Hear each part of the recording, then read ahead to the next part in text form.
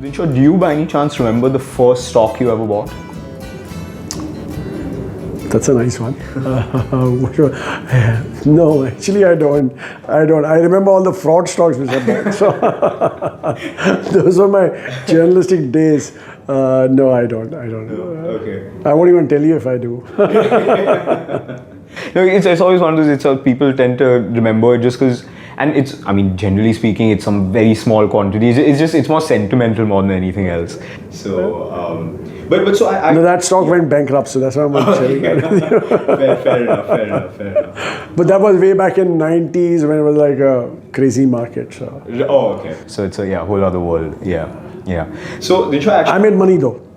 After that it went bankrupt. So Harshad Mehta, I mean, come on. So you can imagine. Yeah.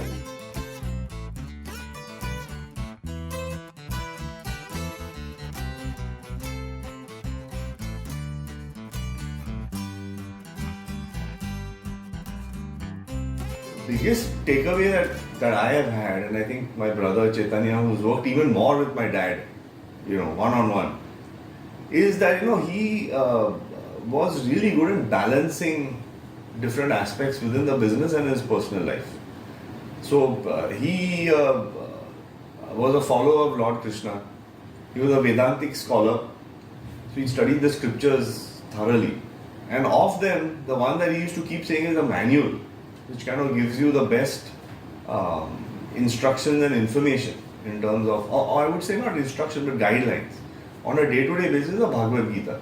So he had that at the heart of his activities, in the way in which his activities were dovetailed and guided. So one of the aspects that he really managed to balance well is spirituality and business. And you often think that the two of them are disconnected, but they're actually very interconnected. Because when you have that outlook, everything changes in terms of the way you look at trusteeship. Your focus on building an institution, because you realize that you're here only temporarily. So if you want a legacy to continue, the culture becomes very important, And if you start living it, then that's the best example, right? You're walking the talk. So I think the biggest takeaway was that. In addition to that, I mean, just from more of an entrepreneurial aspect, he's a very intuitive person, So once he'd do a lot of study, just basically scholastic, doing a PhD, and stuff like that, and then doing these Vedantic studies and things. But once he was convinced, he used to always say that luck favors the brave. So once you've got yourself convinced that this is the path to go, then you've got to open your chest and take that risk, that calculated risk. And he never shied away from that. Within me, I was quite confident we could meet that, but I think I'm a deliberative risk taker. I don't take risk. I go into a little bit more detail, So I had to, you may call it my intuition, you may call it my judgment of taking them on was, I had to go a little deeper. So I met Karsanbhai Patel of Nirma. I went to Ahmedabad just to meet him because he was taking on levers, and I met many other people. And then internally discussing with my team, came to the conclusion we'll take them on. So it was just not my personal judgment, my intuition, but it was verified and value added by others also. It's interesting, you say in the book that the night you got that phone call, sleep eluded you. In a karmic twist of fate in 2005, you actually ended up acquiring their company. Yeah. How did you sleep that night? No, it was a great moment internally for all of us. I mean, internally within the organization, we felt elated, we felt great about it. Yeah. So it was, as I said earlier, during that phase of when you're taking them on, there was a lot of stress. But when you came out winners, of course, there was a great feeling. I think it was maybe a year and a half back, where you put a picture with Paul Tudor Jones, who is a very famous, and I think there was, y'all technically, had he invested in your company at some point? Yeah. He had 15% equity in Helios, yeah. Right. So I'll tell you why I asked this question, because now I don't know exactly what his track record is in terms of performance. But my guess is your track record between Alliance and Helios is, broadly speaking, as good as any of these hotshots, right? But what I want to know is, when will the day come when, I mean, I don't want to sound overly unnecessarily patriotic or anything, but when the global guys will put a picture up with, you know, a Samir Arora and say, look, today I got so lucky. You know, because I'm saying, because, you know, I asked this question because, you know, like... No, the thing is, that is how the US system works. The US movie star, people will put Indian movie star, the Indians will put. But I would argue that they're you know, they're making a movie that is $2 billion versus something that is 100 crores. Out here, you are doing what he's doing. No. I'm saying in percentage terms. So, yeah. But the sizes are too big. Like, he was at the peak when he took a stake in Helios. I think they were managing $17 billion or something. Yeah. And their fee was 4 and 27. So as one of the guys, how did you find this? We get the highest we could get away with, something like that. So वो तो अलग चीजें हैं. They are all very worth 7. Tell me something. When you meet these people, do you think that you're talking to this guy and like this guy is either, I mean, I'm not talking about him specifically, I'm saying in general, that boss, I'm probably smarter than this guy. Again, I'm not talking about him specifically. I'm just saying. I asked this question of one guy in Alliance, and he told my boss that Samir is planning to sue us, and I had no plan. So I asked a simple question to the big bosses. Okay. I said, at bonus time, I asked.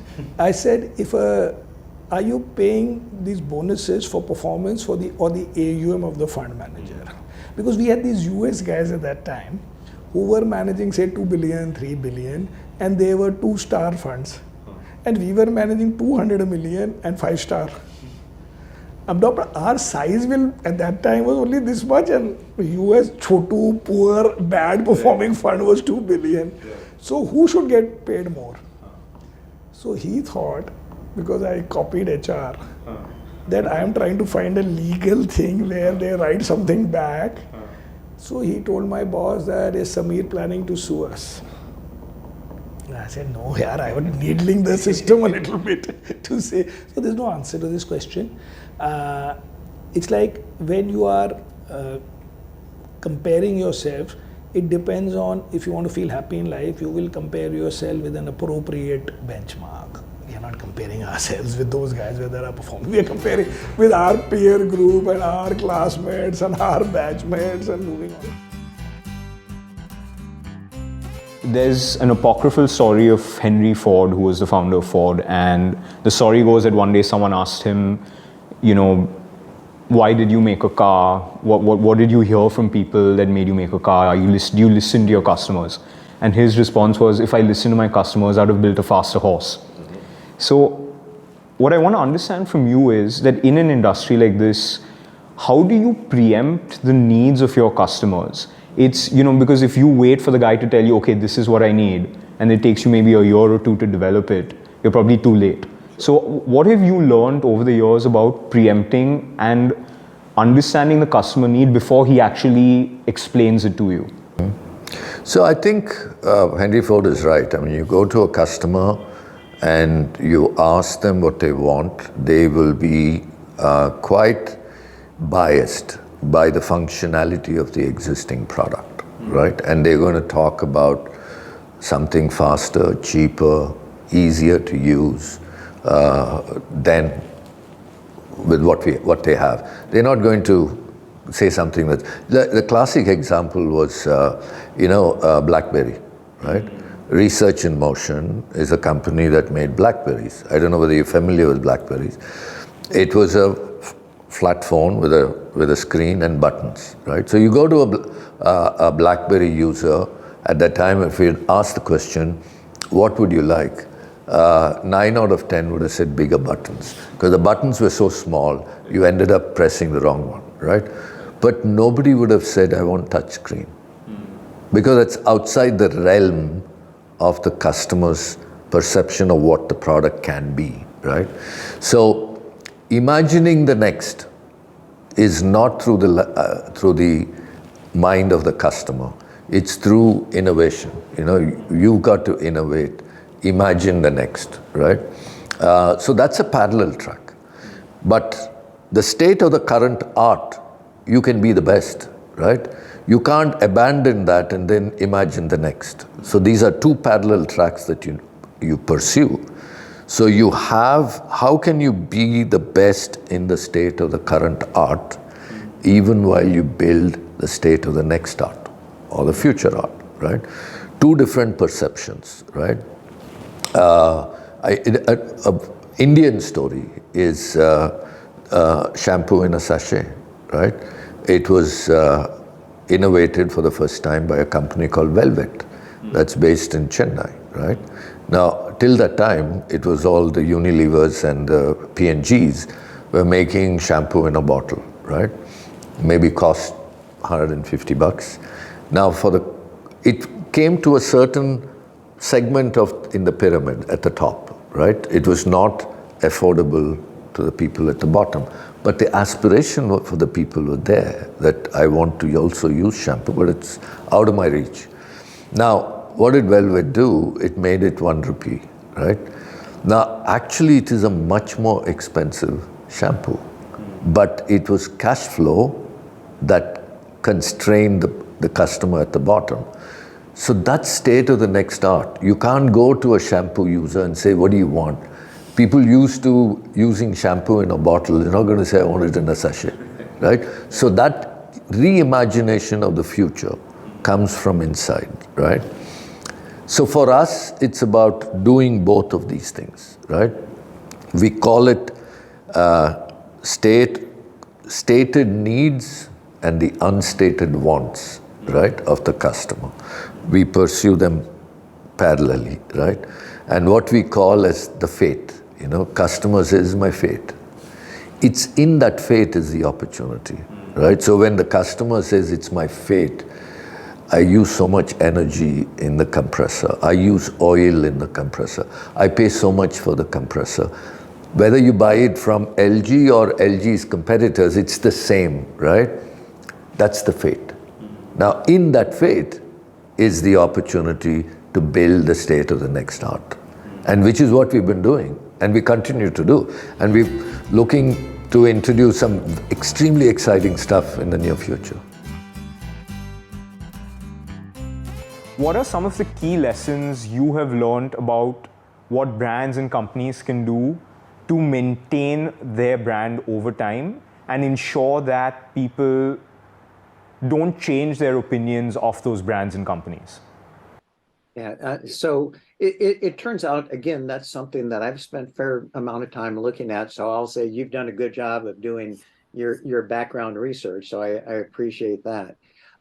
What I can say is there is a key element, which is relentless innovation. Whatever it is that took you to getting there, if you stay right with what you have and say, man, I've got the largest market share, or I dominate this particular segment, I'm doing really, really well, you've got to continue to innovate and be ahead. And staying with the same product without changing it, or the same service without changing it, you're almost guaranteed that you're going to eventually start to decay.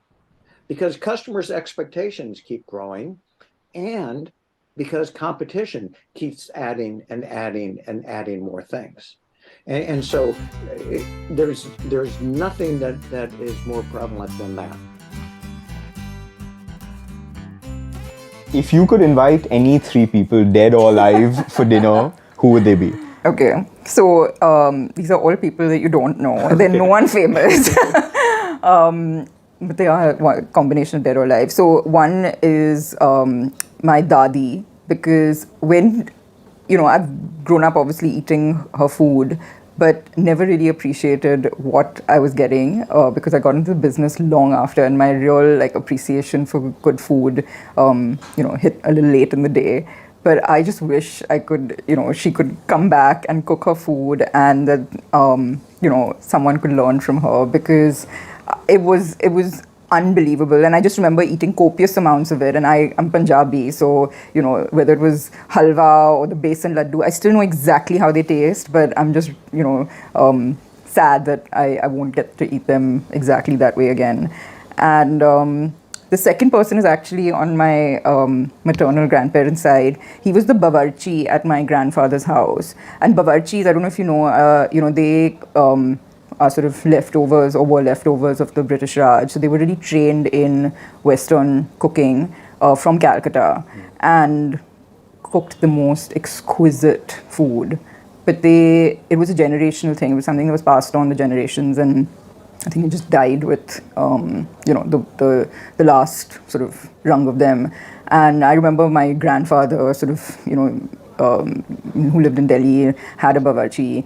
And I still remember some of the things that were served to us. And again, like those recipes are lost. So I would love to have him back. I remember the bawarchi as well. I remember him. But, again, these are just things and these are those memories that I was telling you that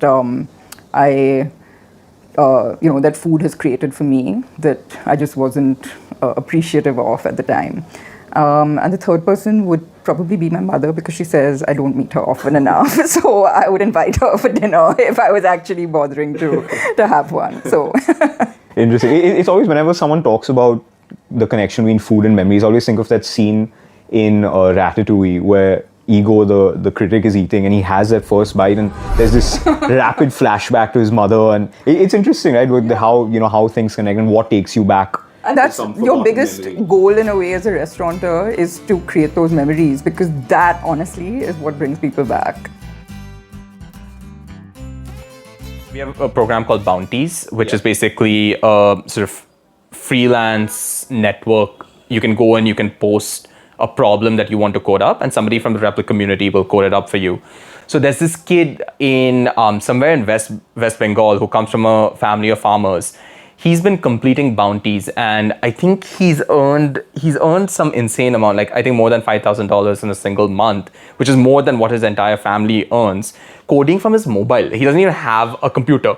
He codes on Replit from his mobile, and he's earning all this money. And it's just like such a strong story of economic empowerment, and what all you need is access to the internet, and this is what you can do. So this is remarkable. I'm just going to talk about this case, okay? So just to put this into context, there is a kid somewhere in a remote part of West Bengal who has nothing but presumably a very low-end smartphone and internet connection. And the Replit mobile app. So through Replit, in 1 month, he is probably making more than what his dad makes in a year. Yeah, I mean, if I had to guess, approximately. Yeah. It's definitely I've spoken to him personally. It's definitely a life-changing amount of money that he's earning. No doubt. I mean, you think about it today, for example, everyone loves talking about, as far as the India story goes, that, India is going to be a 5,000 per capita economy. This kid is making 5,000 a month. Yeah. I mean, I know it's not an apples comparison, but what I mean is that I'm saying this is how we get there, right? Yeah. This is how India develops, right? Exactly. That you have people with essentially no tools. Yeah. Suddenly you give them one tool, and they can unleash all the creativity and intelligence in the world. Absolutely. Yeah. When opportunity presents itself, you have to be in a position to actually make the most of it.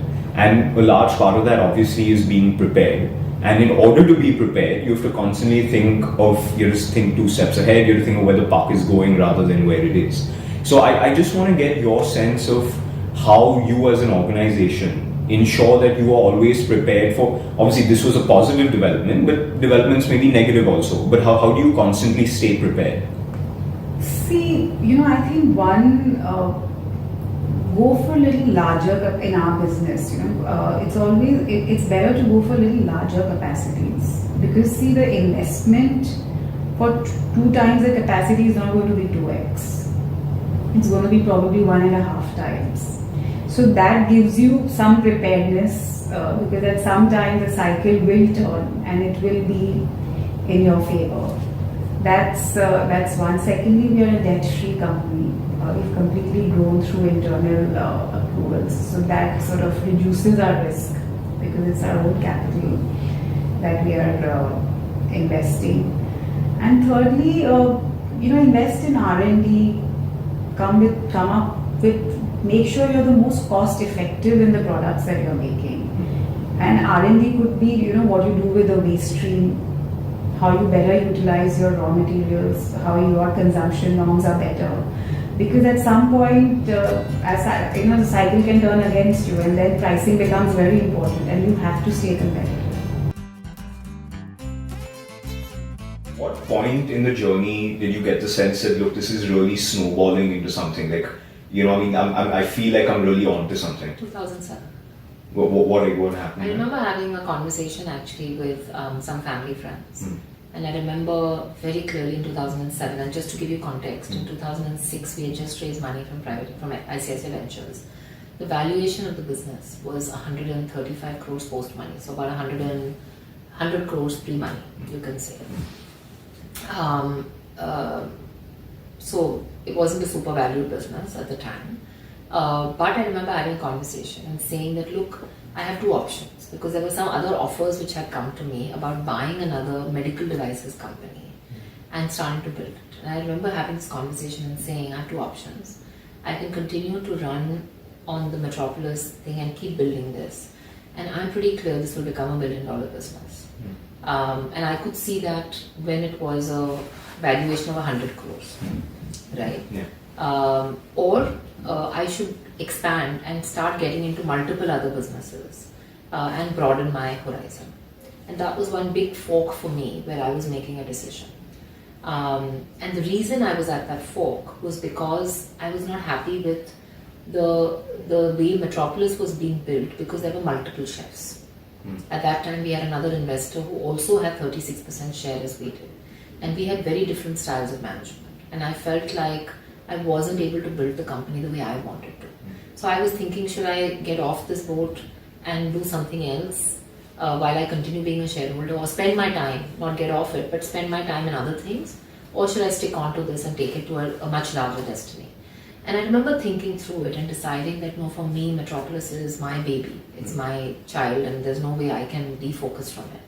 And then continuing to build from there. But that's when I remember. There was like that there was some specific moment and a discussion. Yeah. And so do you think that sort of laser focus has been absolutely critical to you building a business? And like you said, right, there's always a temptation to, why don't we try this, why don't we try that? There's an opportunity here, an opportunity there. So what has driven you to be focused on this one very specific business? I think it's 2-3 things. I think it's the fundamental belief that to pursue excellence, and that's always been my goal. That I've never chased money. I've never chased, I want to be this large a business, or I want to make so much money. No, it's always been about being the best in what we do. And to pursue excellence is not a short journey. And I remember reading stories about the Japanese, and even in their kitchens, their young boys who came to make sushi had to learn how to roll the rice for 15 years and make the rice for 15 years before they could move to the next step. Because excellence, and that's Japanese culture, excellence comes with practice, excellence comes with focus, excellence comes with doing the same thing again and again and again and trying to get better at it every day. That's how sportsmen become as excellent as they do. A sportsman who plays 5 different sports is never going to be the best in any one. So it's always about focus, it's always about being, single and attaching yourself to one thing. And it's about committing to something. And that was that decision that I made at that fork. It was about committing my wholeheartedness in everything I am to Metropolis to say, I am going to take this forward. And whatever temptations come, forget it. Whatever challenges come, I will deal with it. Whatever happens, but this is my journey. And I think it's about that emotional attachment. It's about that singular focus. And it's about having a goal where you feel happy about something and proud about something.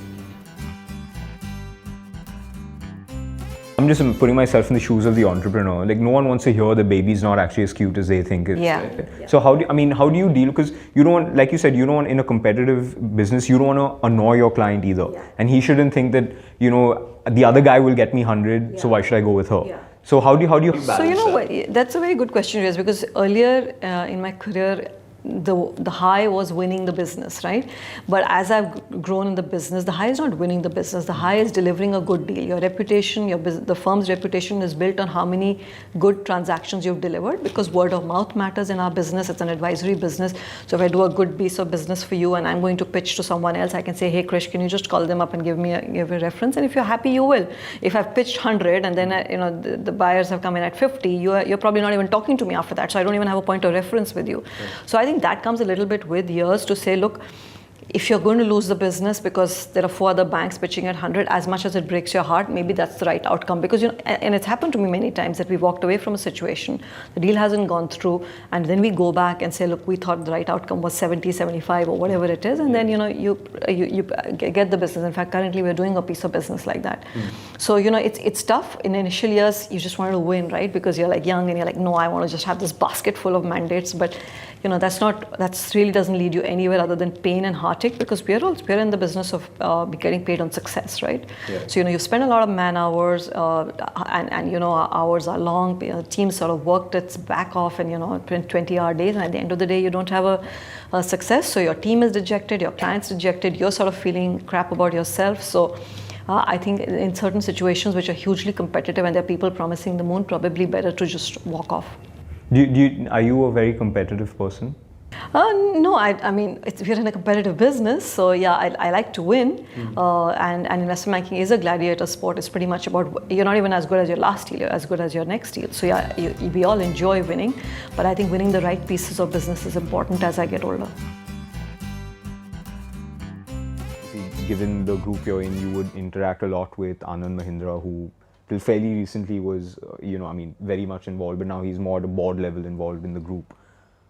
What do you think you've learned from someone like him in terms of not only business, but how to conduct yourself professionally and personally? But I think, I know not just in the context of Mr. Mahindra, but I think across the group, there is an ethos which drives the Mahindra group. Right. And I think at the core of it, very importantly, is this belief in the dignity of the individual, right? And if you come into the group, you'll see this famous ad which we released out when the company was formed, right? And I think there are 2 parts to it which are very important. One, I think, is that the Mahindra story is not independent of the India story. The company formed roughly at the same time, with a vision to kind of help India industrialize itself. Right, and that still remains, I think, very core to the ethos of the group. And the second one is this belief in the dignity of the individual, and that, I think, begins with the way you kind of lead and you manage people. Right, so I think being able to respect people and build an environment which is inclusive, which is participative, right, and I think that's very core to the Mahindra group, right, and therefore I think.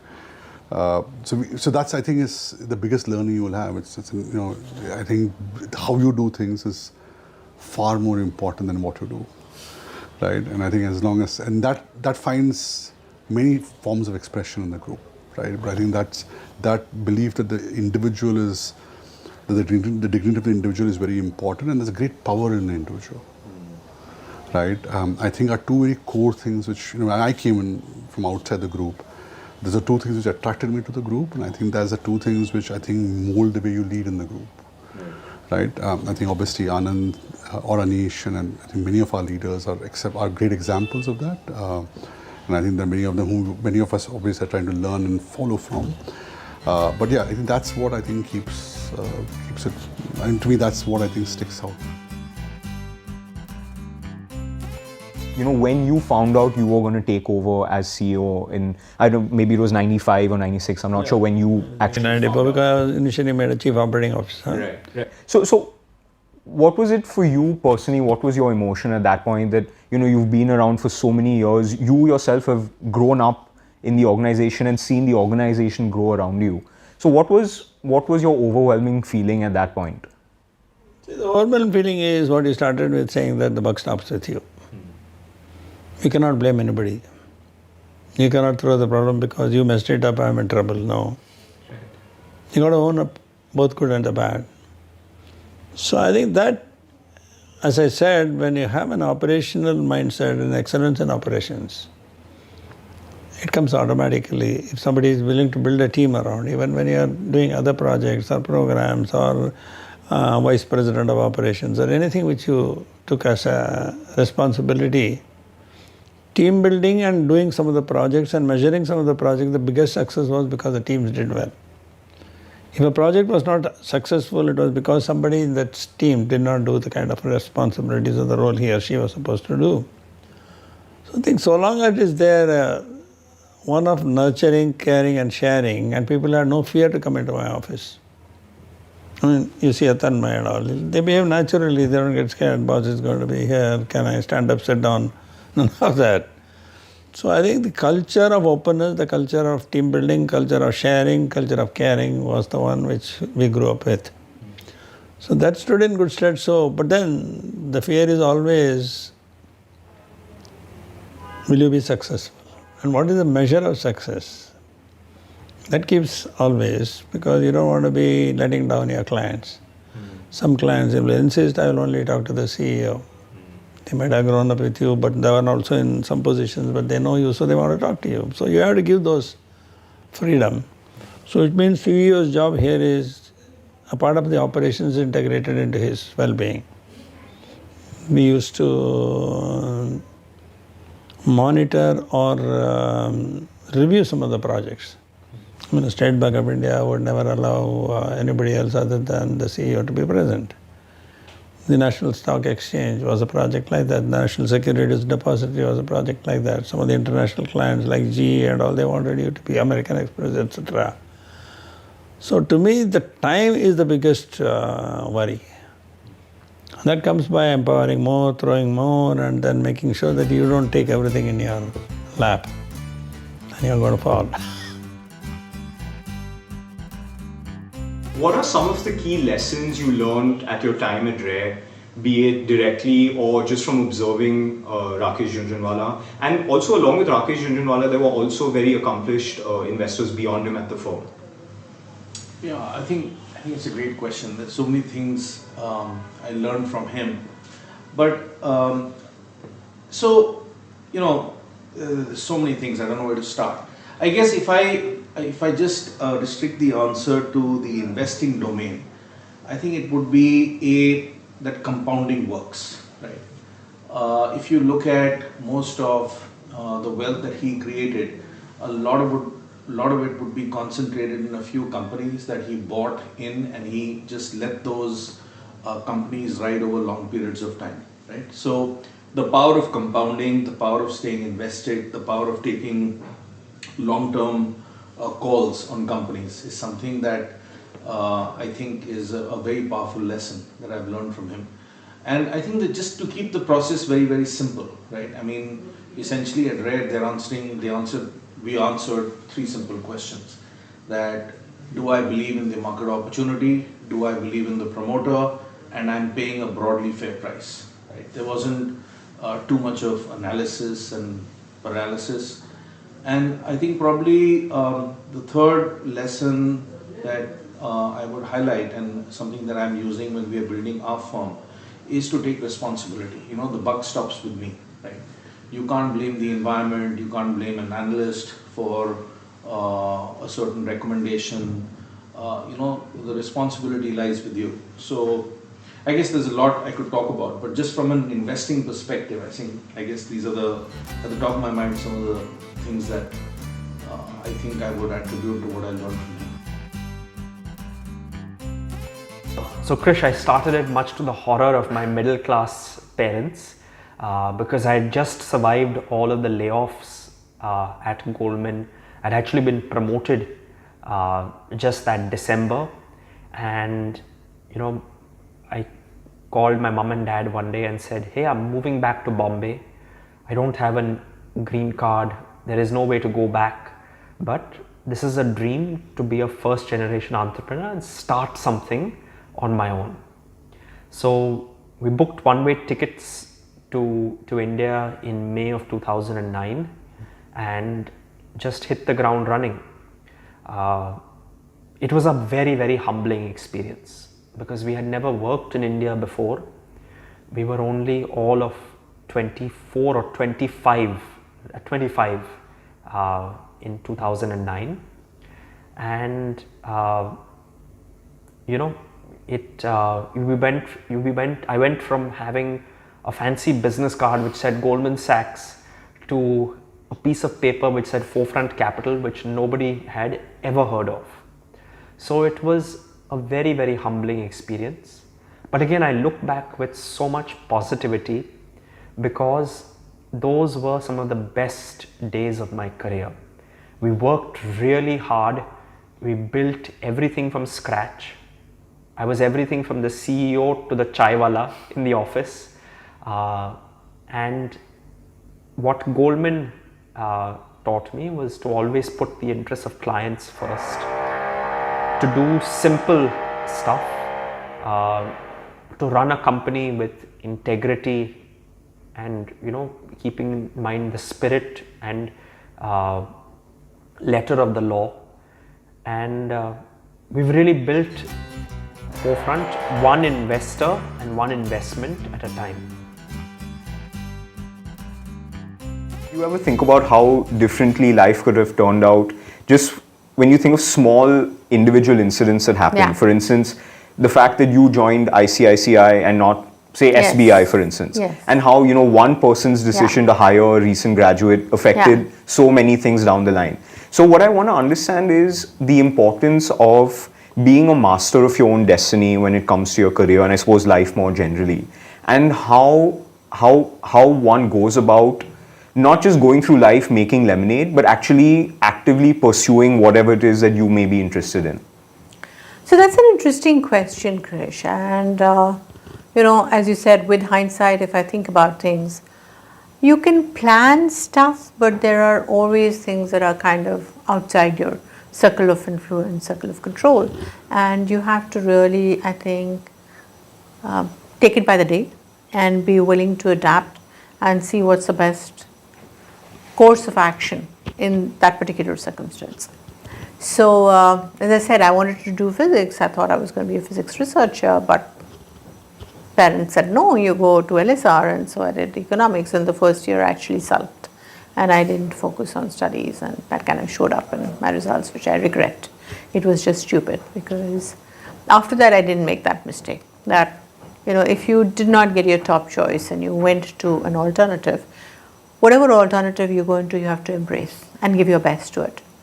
So after that, I don't think I did that mistake again, but at LSR I did. For the first year, as I said, just languish around. So here again, like the other students who passed out of IIM, I would have liked to join one of the hot jobs, go to an MNC bank, but I was an introverted person. I did not do well in interviews. So although I had a very strong academic record, I did not get placed for the first 2 weeks on campus, and that was like absolute disaster. And then ICICI came along, and you know, I got through ICICI. I think they were more influenced by the academic record than the interview performance. And since then, I do believe that destiny has a path for you, and you don't know what it's going to be. And I was lucky in hindsight that I did not get one of the MNC bank jobs, and I got the ICICI job, because I don't think I would have had the privilege of the exposure that I had at ICICI. Domestic institution, narrowly focused at the point that I joined them. They were primarily in project finance, but as the economy threw up more opportunities, ICICI had diversified into a bunch of different areas in financial services. And being one of the few IIM graduates who joined at that point of time, we were lucky to be exposed to a lot of those opportunities and participate in a lot of those opportunities. I saw some of my other colleagues, very bright people, join the MNC banks, and I don't think they got the same width and scope of exposure that we did. The second thing about ICICI, which turned out to be very unique and different from a lot of other experience that my colleagues had, was on the way they embraced women at the workplace.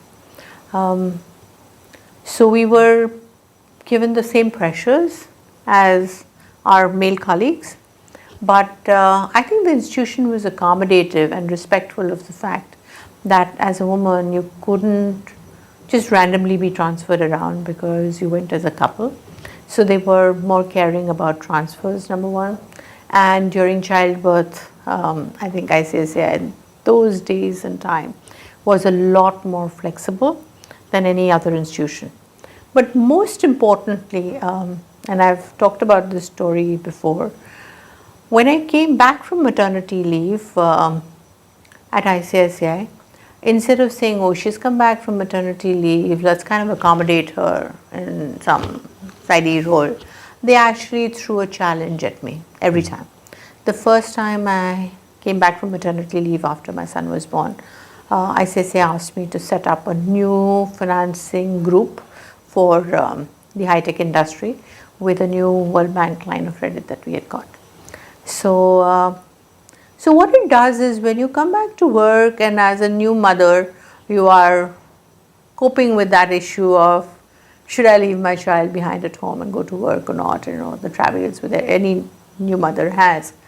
If your work is not challenging and interesting, then I think your choice leans in one direction. But because ICSI gave me a challenging role to do, I was engrossed in it and wanted to do it well and stayed the course. Many of my other friends, very bright ladies, went back and the organization kind of put them in a not very meaningful role and they ended up moving on after a short while. Similarly, when I came back after Tusha was born, that's my second child, again I was put into a very exciting new venture where ICSI got into a JV with JP Morgan and we were building out a modern investment bank. So I think that was truly unique about ICSI. And in hindsight, I think I was very lucky that I didn't get all those jobs I was craving for, but got ICSI instead. Which room design has improved? Sure. So I think very good question. So let me talk about from an employee perspective to begin with, right? Typically a room takes about 20 minutes to 45 minutes to clean and turn it around. If it's a staying guest, then about 20 minutes, and can take anywhere between 30 and 45 minutes if it's a checkout guest. If you apply the work ergonomics of a housekeeping employee in the room and map them to your designs that you decide for the room, it can make a tremendous difference. Number of surfaces to clean, number of different surfaces to clean, which means different equipment required. The amount of clutter or lack of clutter that you have in the room, the ability to move the bed up smoothly when they're making the bed, as against it taking two people to bring the bed forward, all that is going to impact your work productivity, okay, and the turnaround time. So therefore, these are the things that go into the design when we look at it. From a guest perspective, I think what has changed over the last few years, clearly in-room entertainment, Wi-Fi have become the need of the hour. It is literally as basic as water now. What has changed is the writing desk concept is clearly going out of the window. Most people prefer a nice lounger in the room instead of a writing desk because they work out on their computers or iPads or whatever it is. And because they're called laptops for a reason, they're used in that fashion. Okay. So I see writing desks vanishing very quickly in the new designs that are coming out as. I see TV screens becoming a lot bigger. And because people value sense of space, the designs are done in such a fashion that you get this feeling of space. Therefore, the sliding doors for your bathrooms to give you the sense of space, but gives you privacy when you want to close them, when you want to use them. So that option is there. So these are the sort of things that are coming to design. The other things that are coming in, making sure that they're acoustically sealed. People don't like sound coming into the rooms. They want the air conditioning to be effective but quiet. They want, when they pull the curtains, the room to have a dark effect, even if it's daytime. So blackouts are important. The ability to use the lighting in an uncomplicated way. Sometimes you can go nuts trying to switch off some of those night lights, right? You must have a single master switch. Right. And you shouldn't have to run across and switch off a table lamp separately and then find the switch where that plug is. All the convenience part is so elementary now to the design. The ability to charge your multiple gadgets in the room simultaneously within reach of your hand is also critical. Now, whilst you used to have multiple plugs at the writing desk earlier, Now you need that ability by a bedside table, and not just the plug points. You probably need both the types of USB ports now. So all that's become critical. People are now migrating to your wireless charging systems on the bedside tables. So all that's happening is changing, evolving very, very quickly. The other thing that I think people have become very conscious about is the quality of the air in the room. So therefore, your HVAC system, or the air conditioning system, has to be of the highest quality to be able to filter out the air properly, induce fresh air from outside, treated fresh air from outside, so maintain fresh air component, and the ability to control the temperature and the draft is very critical. One of the pain points for many people is some people don't like the draft, some people like a lot of draft. They should have the freedom to choose what they want. And therefore the direction of your unit is also critical from that perspective. Carpets are going out of style for two reasons. Number one, they tend to attract bacteria and germs. And whilst we clean them with vacuum cleaners every day, there's still a risk. You don't want to take that risk. So therefore hard flooring is becoming a lot stronger. We give small rugs now to compensate, to do two things. Number one, feel soft under your feet when you get out of bed. Right, you don't want a cold floor on your foot as you get out. And number two, it absorbs sound. So all of that it works with. And then acoustically sealed walls between hotel rooms. You don't want to hear the television next door that's blasting over there in your room while you're trying to sleep. So these are quite several things, but these are all related to convenience. If you really look at them, it's not luxury that people are seeking. They're seeking basics and they're seeking convenience here. Right. And that's what we need to deliver as hoteliers. Have you thought about just not bothering to stock the minibar? Do people really use it? So that's going out of fashion very, very rapidly now. Two reasons. It, of course, what stopped while the COVID was on, just to reduce the interventions into the room. But I think more importantly, it's sort of a wasteful exercise which doesn't add value to my guests, but has a huge running cost. Extremely high running costs. And spoilage, because things keep lying there, and then at the when they're best before use date, you got to remove them, and so therefore they get wasted very often. So it's quickly going out. So it'll largely be coming on request. I couldn't have explained it better. You've done my job here. But yes, technology was the one right now that destroyed the inherent value of songs for a brief span of time. It was primarily because in the browser world through which we people used to consume content in the late 90s and the early part of 2000, 2010, in the browser world, often the pirating server used to be based in countries where we had no control. So if you were allowing infringed song to be downloaded from your website, the only option we had was to go to a court, get a stay order against that link being supported by an ISP, so that people can't go to that link. But overnight, the pirates used to change the name of that link, and a new link used to get created. It was an uphill battle. I think the watershed movement is when more people started consuming content through apps rather than the browser. As smartphones became more and more prevalent, I think I'll count 2014, 2015 as that movement, where more and more people like us said, we will not go to a laptop and consume music or films. We are very happy watching audio or video and consuming audio on a mobile phone. In an app world, every app has to get hosted either on an Android platform right now, which is Google platform, or an Apple platform. And both these platforms are very, very conscious of their responsibility that they will not allow pirated content to run there. So often when we get an app which is infringing our content, has not taken a license from our side, we write to these people and they're very helpful in pulling down those apps. So that's what has allowed a lot as a stick that has come out to get pirates to stop putting their content. I think customer has also changed. They're much more comfortable now consuming content on demand, all original recordings that you're talking about right now. Earlier days, I remember there used to be this infringing site called songs.pk. A lot of people have downloaded content from there, but when you were downloading content, you had no clue whether it's your original sound recording or is it a recreation done by someone? Now when you go out there to a Spotify or to a YouTube, but right now I think Spotify is a better example, or an Apple or an Airtel Wink, you know for sure that if you want to listen to Tere Vaste from Zara Hatke Zara Bachke, you will always end up getting the original recording. And people like that part, that there's a guarantee of quality which is coming in. They know it's your original recording and it's available at the press of a button. So another part, technology is actually helping a lot the catalog owners like us. I often give this example. When I was, I think must have been 14 or 15, growing up in Lucknow, I got exposed to Raj Kapoor music. See, I'm calling Raj Kapoor music and not Mukesh. I'm as guilty here. And I was listening to a lot of his songs because my dad was into it and mom used to keep radio on all day. And this entire idea of the romance that was there between, at that time, on-screen romance between Raj Kapoor and Nargis was very fascinating, and at a young impressionable age I was also completely blown by that. And I said, okay, I want to pick up a cassette of a movie called Barsat, because the songs of that I found very, very interesting.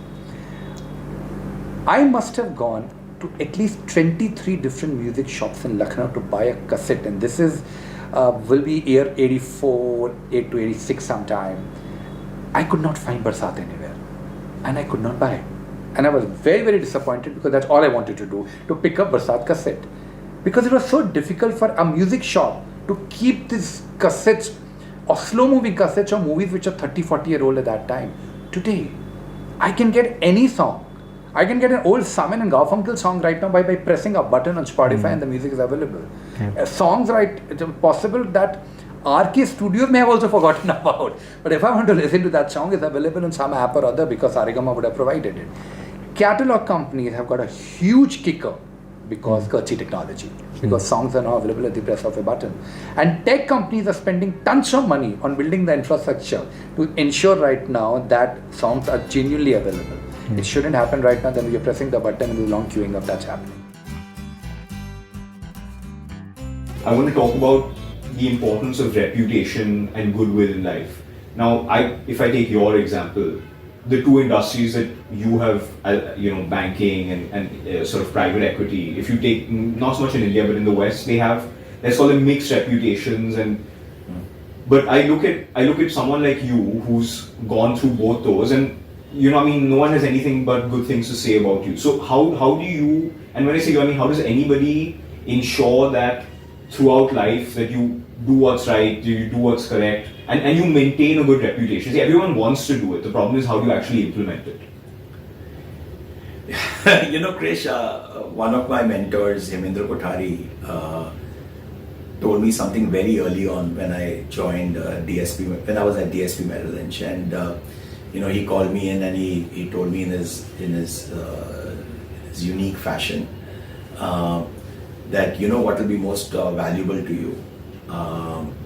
So I asked him what. He said your sleep. So I was young and I couldn't quite appreciate what he was saying. And then he went on to elaborate. He said, whatever you do, make sure that you're able to sleep well at night. Banking was evolving as an industry in the 90s. You could easily get tempted and do things for either personal benefit or for the benefit of your company, which meant you would shortchange either a customer or you would shortchange yourself. I think having that kind of shaping advice early on was very valuable. I can't think of an instance where we ever didn't think of customer first and personally compromised on our own value system. Despite the fact that we were never the best paymasters, DSP wasn't, and all of us had temptations to join someone else where the value system may not have been the same as DSP. But I think it was great because when you got out of DSP, you had a really good reputation, everyone respected you, and you had an incredibly good network. And so, I remember him also telling me at some point of time during my career that, look, never chase money in life. If you don't chase money in life, money will chase you. And I think it was actually very wise. That advice was also very wise. Simple things like that I learned early on, which I think stood me in good stead. I think also at some point in time I realized that the things that you want to focus on in life, often we'll end up overemphasizing on, just mindlessly focusing on building our careers.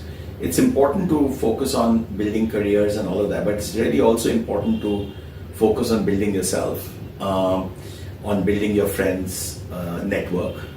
These are things that will last a lot longer than your career will last. And these are things that really matter. Your friends are able to look through you. And you'll build the right kind of friends if you do the right kind of things, and you stand by them through ups and downs.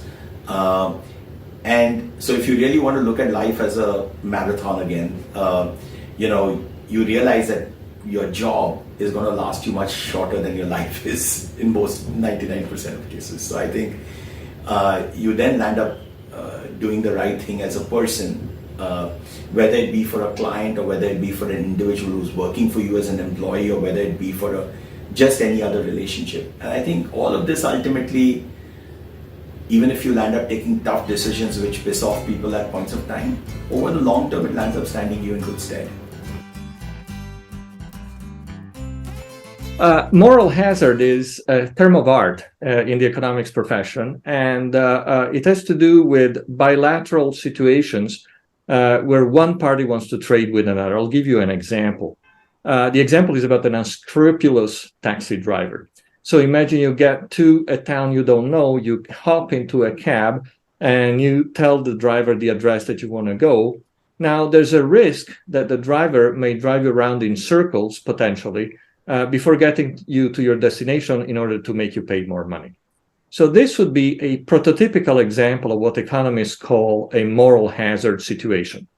Let me be now abstract a little bit. What are the general features here? The general feature is there's two parties, and they want to trade, they want to create value together, and each has a contribution. So for example, in the taxi cab example, you as the passenger, you contribute money, and the taxi driver contributes his or her time and maybe the car. And with that, there's gains from trade.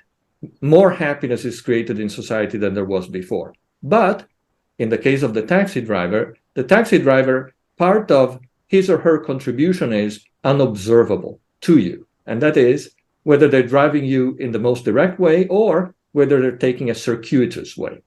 That element of uncertainty, of unknown that you don't know, creates what we call moral hazard.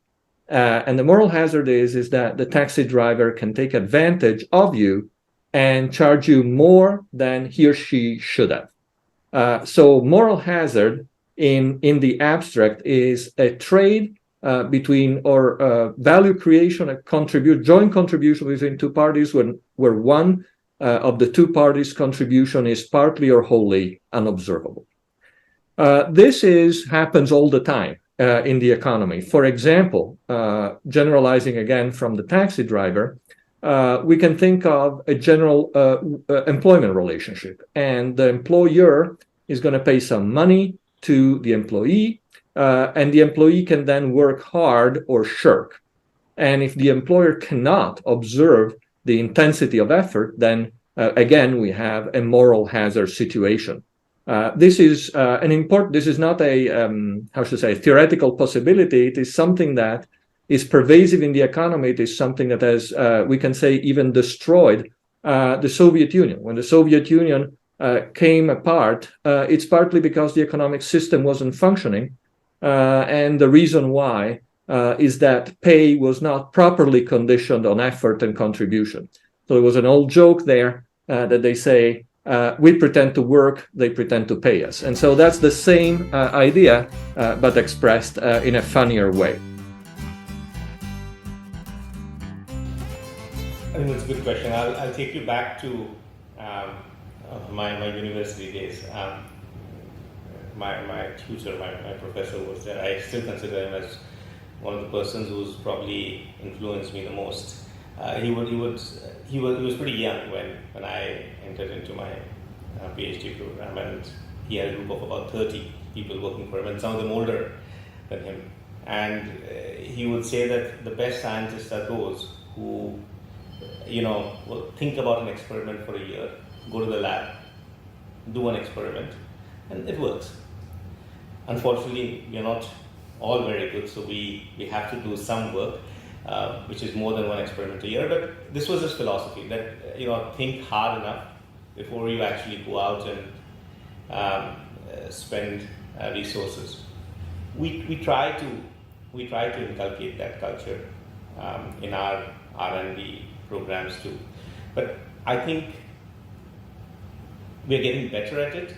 But if you ask me, through the last 20 years, were we always good? No, we weren't.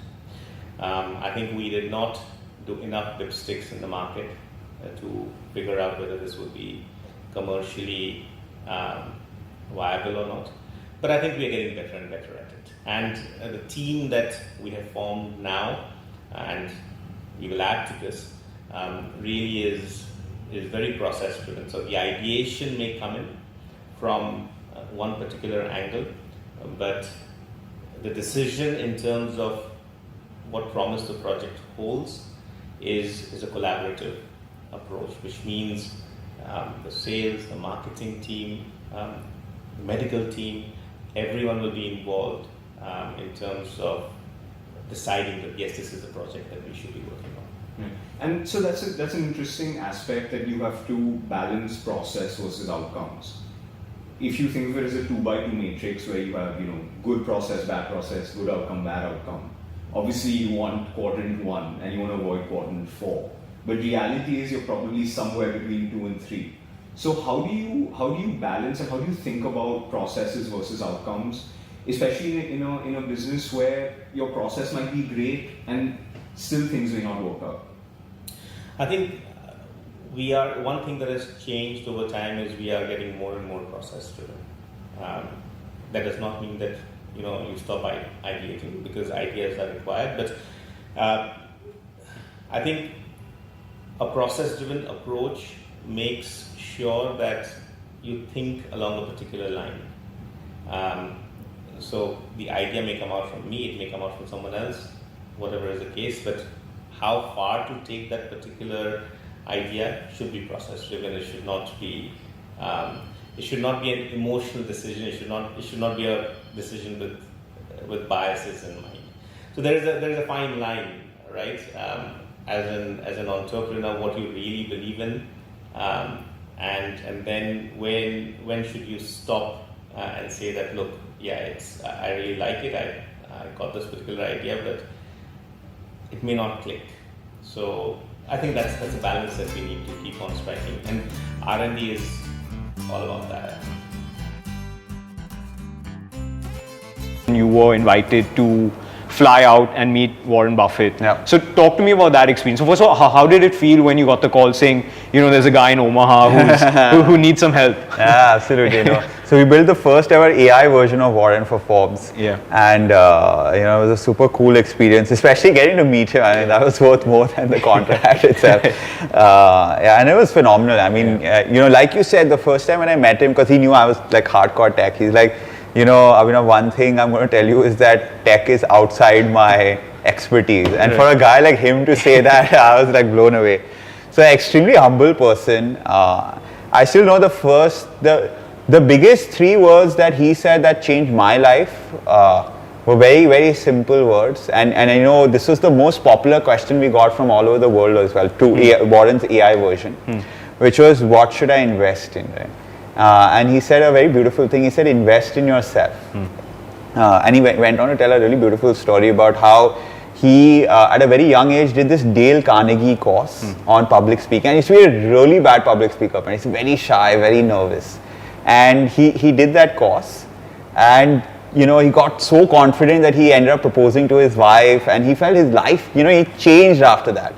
And I think that same philosophy is somewhere we need to take, right, when we're looking at investing in companies as well. First, invest in yourself, do the right courses, learn, a lot more about investing. And there's so many kinds out there. The special situations investing, which I'm a big fan of, because you suddenly get firms at really good valuations, really good firms at really good valuations. There's value investing, this growth. But really going deep and learning, I think that was one of the biggest takeaways for me. For sure. The difference between bravery and lunacy is a very thin line, and it is determined after the fact.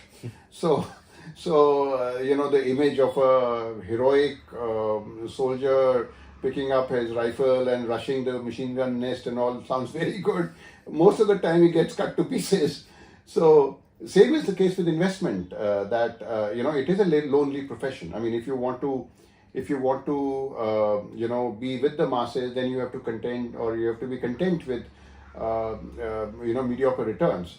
So there is a charm to being the lonely kind of a fighter, but it should not be. I mean, I don't know how to describe it.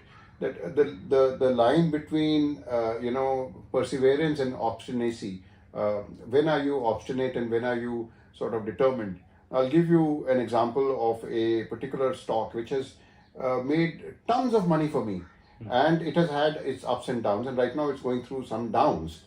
And so my colleagues asked that, why do you get on a plane and you sit with the management even now and wait for the numbers to come out?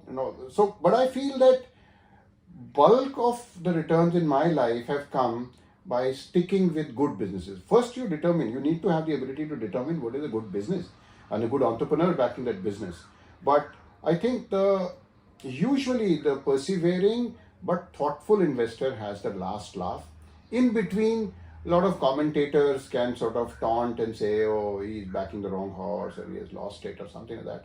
But you can talk about technical analysis. I know next to nothing about it. You can talk about business cycle investing, and I just mentioned that is what the typical Indian investor does. But in my experience, the biggest returns are had when you persevere in a good business.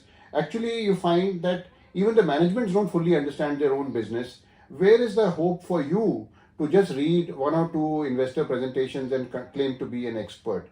It requires time, it requires reflection, it requires following through that, oh, this was the project that was spoken about, and what is the outcome? Even if it has failed, what are the learnings? How are we using those learnings to come out with a better project going forward, etc. So I think going a mile deep has worked for me more than spreading myself a mile wide.